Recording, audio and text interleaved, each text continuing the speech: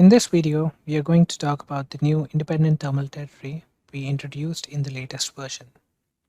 Independent thermal territories improve the workflow of creating thermal territories around a group of components. The new independent thermal territory can be created by clicking the same Create Territory icon from the vertical toolbar without choosing any component. Alternatively, you can use the Create Territories icon from the ribbon toolbar above. This adds a new territory centered at the origin of the PCB. Before we proceed to moving and resizing the territory, let me show you how the default size of the territory is determined and where this can be changed. If you go to File, Preferences, Modeling Defaults, you will notice Independent Territories has a section. The X and Y locations let you define the position of the thermal territory, whereas the size as percentage of code outline lets you define the default size of the thermal territory. So if you place a rectangular bounding box for this PCB, 20% of the shortest side is being used to create the size of this territory. Now going back to editing the territory in GDA, first you need to move the territory to the center of the group of components you'd like to model in detail, then resize it to encompass all the components. To resize the thermal territory, you would click and drag one of the grab handles on the boundary and make sure the bounding box encompasses all the components. The same can be achieved by punching in the X and Y locations and the length and width if you prefer that.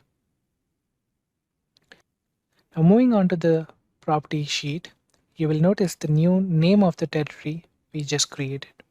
It starts with IT, which denotes independent thermal territory, which is non-editable, followed by a number, which can be edited, where you can also put some additional text. Let's add a new territory to see how that number changes. So as you are adding new territories, new number is defined in that name section. Next we have territory state, which can be set to enabled or disabled. The disabled territories go into the inactive territories, which can be re-enabled. Next up we have modeling level that can be set to compact, layered, or explicit. Then we have thermal conductivity calculation. This is obtained from the main node. So currently it is set to empirical, which is obtained from the Candy node property sheet. The Candy board, the entire board, is set to empirical calculation. Therefore, the independent thermal territories also have empirical thermal conductivity calculation. Next, we have solder mask modeling level, which can be set to simple or explicit for the section that encompasses the independent territory. Finally, we have X and Y locations, which define the center of the independent territory, and length and width, which define the size of the territory. Next up, another important function you would require, which is changing the precedence of the territories. This can be achieved by either clicking the precedence icons in the vertical toolbar or up in the ribbon toolbar, or you can simply drag and drop the territories in the tree. Moving on to the power applied to the components.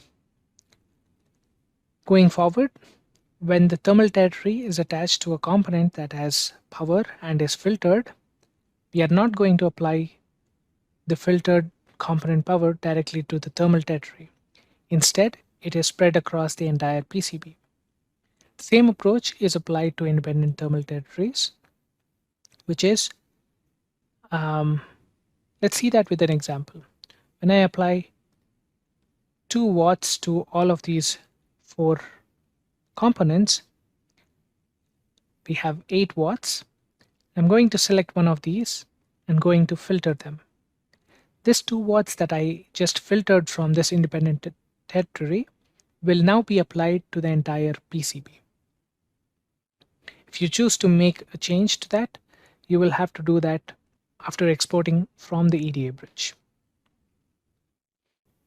This concludes the video on independent thermal territories.